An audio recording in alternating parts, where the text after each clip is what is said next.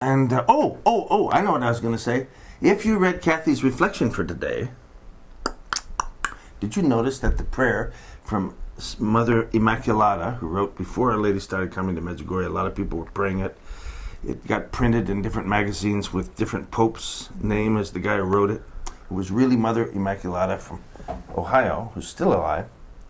And this is what your reflection was, what consecration, to pray for Our Lady's intentions, means to speak in me, live in me, act in me, speak in me, through me, think your thoughts in my mind. Right? Mm-hmm. Love through my heart. Give me your dispositions and feelings. Correct, enlighten, and expand my thoughts and behavior. Yeah, Take over my personality. To pray for her intentions is a door into her heart. I never thought of it that way. You know, I thought it was just us doing what she asks, you know, letting her intentions be the most important, which it is. Like what, you had to name them or something? Well, it's like just forget what you want and pray for what I'm asking for. On a practical level, that seemed kind of dry. But then as I realized, it's actually, spiritually, it's an invitation into her heart, because we take on her intentions. We take on her desires, her love, what she loves, what she's praying for, what's on her heart. And that's pretty serious. She did say in one message, I remember, forget your desires, dear children, and pray for what God desires, not for what you desire. That's a quote. She's so united to God's will, to God's desire right now. Right. It's so important. Right. September 25th, 1991. Read that message. But it just, to me, I mean, you know, a lot of times you'll see things from one point of view, and then all of a sudden you see it from a new point of view. You see it like you turn it around and see it another way. Mm-hmm. Well, praying for Our Lady's intentions became this opportunity to really enter her heart and understand her better, and be part of her more in her heart, which is a great gift, because it's like being in heaven. Her heart is full of heaven. Wow. What she prays for is what heaven wants. Wow. And so instead of it being like just a job, it became this grace. Opportunity. Yeah. This door into, not just a window you see, but you enter into it. Yeah, she's just to be one of her really good buddies. Well, I mean, that fits. It'd be like being Saint Mary Magdalene, you know, who's, after her conversion, she just palled around with Our Lady. She stuck with Our Lady. Our Lady taught her everything, and she became, you know, really one of her. You know, what you're saying is exactly what Our Lady is unceasingly praying for. It's the other. Now I can see this message that I just read every beginning of every Rosary, April 25th, 2011 message, in a new light. Mm-hmm. I am with you, and like she's with Mary Magdalene, I am with you, and I unceasingly pray for you that your life may be a reflection of heaven here on earth. And that means to have entered into her heart. Mm-hmm. Wow. In a practical way, okay, you got to forgive me, this is kind of dumb, but okay, priests, those who don't know the love of her Son yet, youth, families, conversion. No, I'm thinking of her intentions. Mm-hmm. I'm thinking of, so instead of just putting them on a piece of paper and laying them down and say, okay, I'm forgetting mine, I'm forgetting mine, I'm just going to priest. Mm. But there's something more. You're telling me something more instead of this little rule brick of I can enter into her heart. Rubric, not rule brick. Rule brick. It's a rule brick. No, rubric. It's a different word. Hey, I was an altar boy for many years. It's a rubric. Okay, rubric? I never knew that. Okay. Never too old to learn, I guess. Someday I'm going to get 10. A bunch of bricks with rules. That's what I thought. Rule brick. Rubric. Okay, Cathy, try to get back to the subject. Okay, we lost her. We better do the consecration. Where's my rosary? Just a second. I have deep pockets. and that doesn't mean there's money there. In the name of what Mother? Gives me a whole new light on you. What do you mean after 41 years? In your head. Rule brick? Is there any new light? You know, we finish each other's sentences now. We even don't even say something and the other one answers. Right? Poor Cathy. That's bringing me up. But poor Cathy. It's not true. This is so good, the subject we were on. Yeah. You know what I would love to do for our webpage? I would love to. She said this the other day. She said, you know, there's all this serious stuff from Medjugorje, and it really is all serious, so serious. But, you know, this thing Michael put up with the Miracle of the Sun, to us, it's so funny. Because these beautiful Japanese ladies, I mean, they're having the experience of their life, watching the Miracle of the Sun, tears just streaming. They're just in.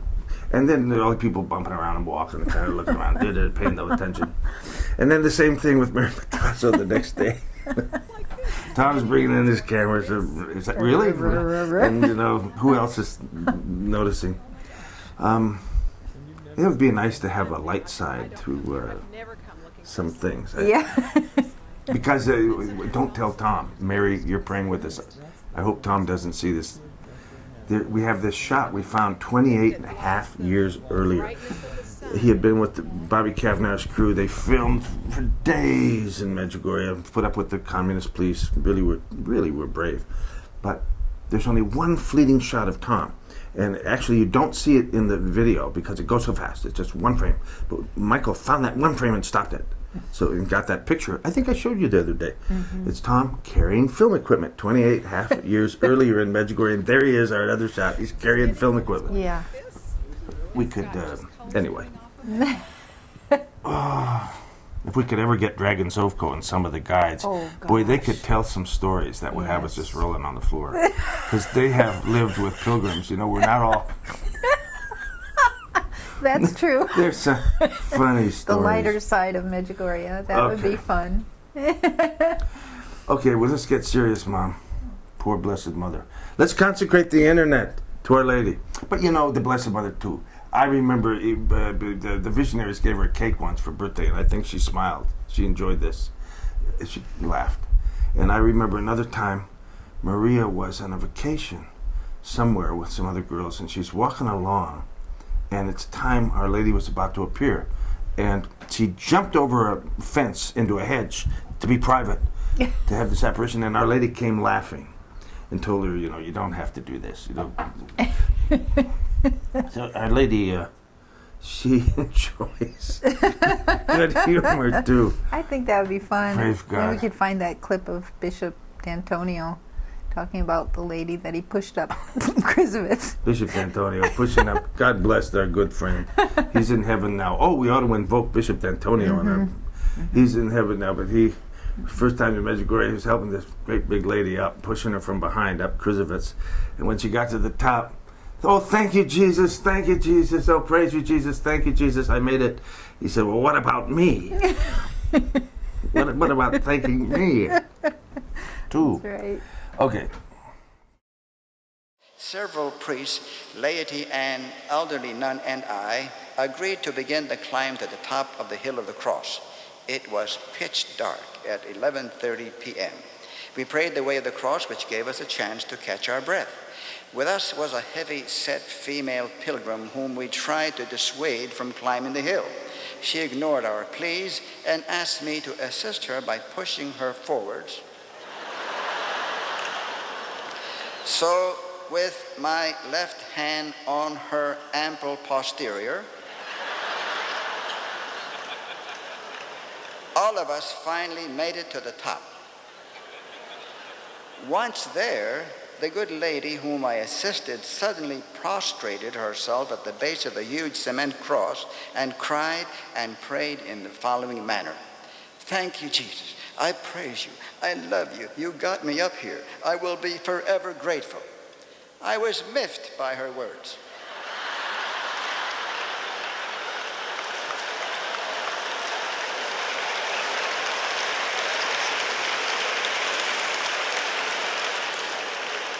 Notice how human bishops are?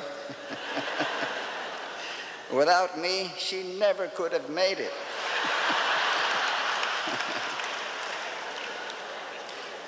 Anyway, once back in New Orleans, this good woman showed me her appreciation with a gift of freshly baked Italian cookies. It is 2 in the morning. We're still on the top of the hill. On the summit, there are rocks everywhere and no toilet facilities. The area is small, and all available spaces were occupied by other pilgrims. The heat was stifling. So we prayed rosary after rosary and rested the best we could till dawn. The priest and I began to pray the liturgy of the hours. Our backs faced the rising sun. After a while, I turned my head to look at the sun and got the surprise of my life. I saw huge concentric circles spin outwards from the center of the fireball in all directions. In the face of the sun, I could appreciate, as it were, revolving crystal balls of different colors, green, red, gold, purple. I motioned to the others to come look and see. We compared what we saw and agreed that we were witnessing the same phenomena. Greatly excited, we watched the sun dance for approximately 15 minutes, yet without hurting our eyes. Refreshed, we returned to our prayers. We consulted Father Tomislav Pervan about this. He only laughed it off as an illusion. One of the visionaries explained it as a sign of grace. That made more sense to me. As the sun climbed higher, the heat became more intense, but bearable. Pilgrims from many nations